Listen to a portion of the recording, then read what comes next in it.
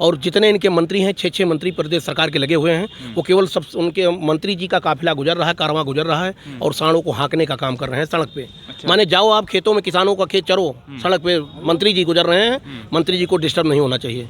अवधेश प्रसाद जी अपने को अयोध्या का राजा नहीं मानते हैं। जिले की सीमा पर एक अस्पताल स्थित है, 100 शैय्या अस्पताल, सारे मंत्री यही हैं, पूरे प्रदेश के लगभग हमको लगता है कोई मंत्री बाकी नहीं है। तो 6 मंत्री जिस उस पे हों, मतलब जिस विधानसभा क्षेत्र में, वहाँ उनका भी खौफ न रहा है कि उस अस्पताल में एक जो है एक्सरे फिल्म ना हो। इससे बड़ी विडम्बना और क्या हो सकती है।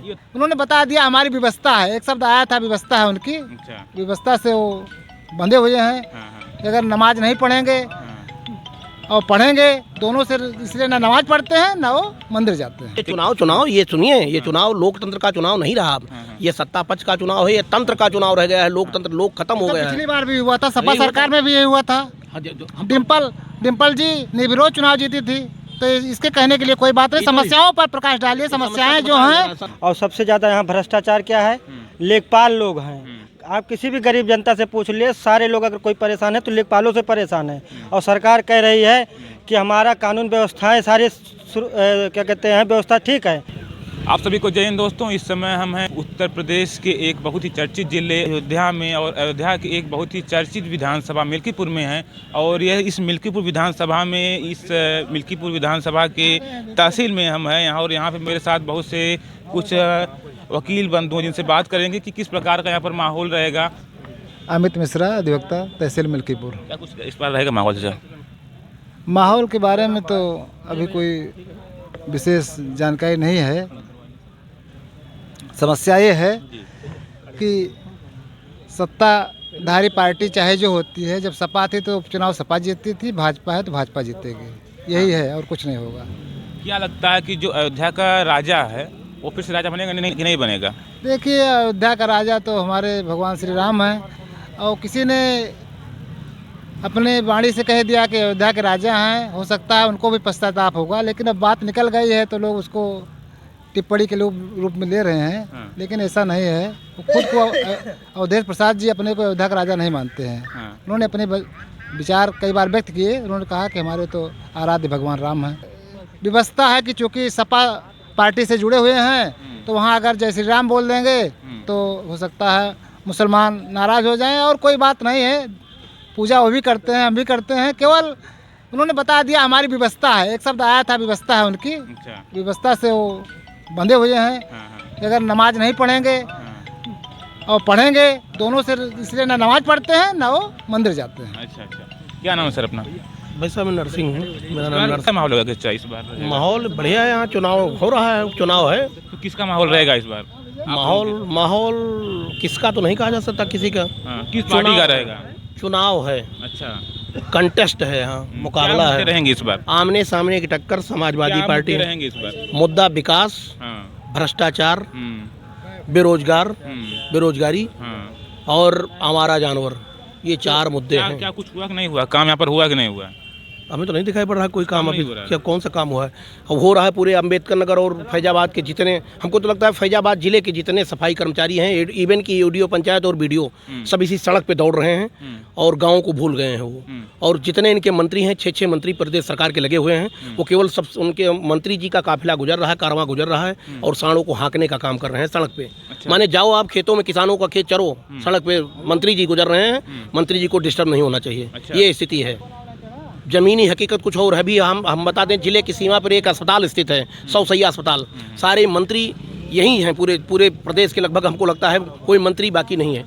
तो 6 मंत्री जिस उस पे हों, मतलब जिस विधानसभा क्षेत्र में, वहाँ उनका भी खौफ न रहा है कि उस अस्पताल में एक जो है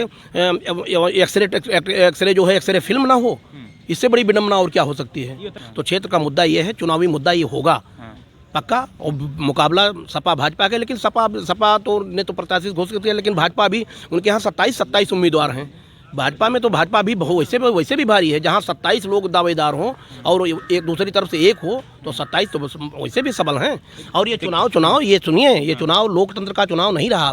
ये सत्ता पक्ष का चुनाव है, ये तंत्र का चुनाव रह गया है। लोकतंत्र लोक खत्म हो गया है। पिछली बार भी हुआ था, सपा सरकार में भी यही हुआ था। हाँ जी, डिम्पल जी निर्विरोध चुनाव जीती थी, तो इसके कहने के लिए कोई बात नहीं। समस्याओं पर प्रकाश डालिए। समस्याएं जो हैं, जो सपा सरकार में समस्या थी वही भाजपा सरकार में समस्या है। लोकतंत्र पर नेता हावी हैं और जनता परेशान है। हर सरकार में ही होता है। क्या कहना चाहेंगे सर?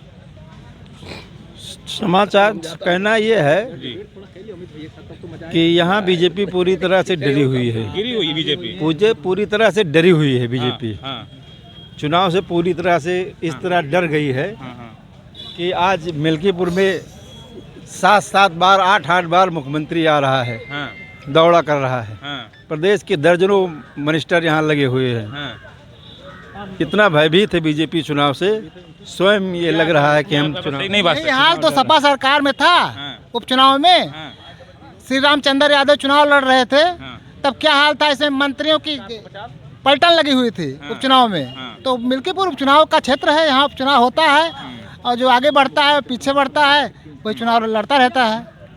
क्या कुछ यहाँ की मूलभूत रहेंगी समस्याएं? क्या कुछ रहेंगी? समस्याओं पर तो कोई प्रकाश डालना ही नहीं चाहता, चाहे जिस पार्टी का नेता हो। मैं तो चाहता हूँ जनता से जुड़े मुद्दों पर नेताओं को गांव घर में जाकर, खेत खलिहानों में जाकर देखना चाहिए क्या समस्या है। टुट्टा जानवर आम समस्या है किसानों की। खेत पूरी तरह से चल ले रहे हैं किसानों के जानवर। नहीं, अयोध्या में अब दिव्य प्रभु श्री राम का राम मंदिर हो गया है, इस पे नहीं आप लोग वोट देंगे? मंदिर हो गया है तो ठीक है, तो कोर्ट का ऑर्डर है, कोर्ट के हिसाब से मंदिर बन गया, हम उसके लिए कुछ मंदिर पर नहीं जाना चाहते हैं। जो आम समस्या है किसानों की यहाँ, जो रात भर किसान अपना जानवर रखा रहे हैं खेत में, सोने नहीं पा रहे हैं, रात भर जानवर से मारे जा रहे हैं, जानवर किसान को मार दे रहा है, नीलगाय फसलें सब चल ले रही हैं, इस पे सरकार का ध्यान नहीं है। इस बार मुद्दे तो बहुत हैं, जैसे छुट्टा जानवर हो गए। दूसरा नंबर है आप सरकारी अस्पताल में चले जाइए, दवाइयों में जो डॉक्टरों का ये है। दूसरा नंबर कानून। आप यहीं तहसील में खड़े हैं, तहसील में यहाँ ऐसा है कि अगर आप एक एप्लीकेशन डाल दो, पोर्टल पे पड़ी रहेगी, उसकी सुनवाई नहीं होती है। और सबसे ज़्यादा यहाँ भ्रष्टाचार क्या है, लेखपाल लोग हैं। आप किसी भी गरीब जनता से पूछ लिए, सारे लोग अगर कोई परेशान है तो लेखपालों से परेशान है। और सरकार कह रही है कि हमारा कानून व्यवस्थाएं सारे क्या कहते हैं, व्यवस्था ठीक है। व्यवस्था कोई नहीं ठीक है यहाँ पे। और आए दिन, और सबसे ज़्यादा जो गरीब आदमी है वो परेशान हैं। आप चले जाइए, चाहे थाने में चले जाइए, चाहे आप तहसील में चले जाइए, चाहे आप अस्पताल में चले जाइए, हर जगह पे लोग, सबसे ज़्यादा गरीब लोग क्या कहते हैं, परेशान हैं। हाँ, क्या परेशानी सर? जनता है यहाँ पर क्या समस्याएं तो हैं, सरकार को ध्यान देना चाहिए भ्रष्टाचार पर और जनता की समस्याओं पर। सरकार नियंत्रण करने का प्रयास तो कर रही है, लेकिन गलती जो है स्थानीय स्तर पर हो रही है। भ्रष्टाचार फैलाने वाले हमारे लोकल अधिकारी कर्मचारी हैं।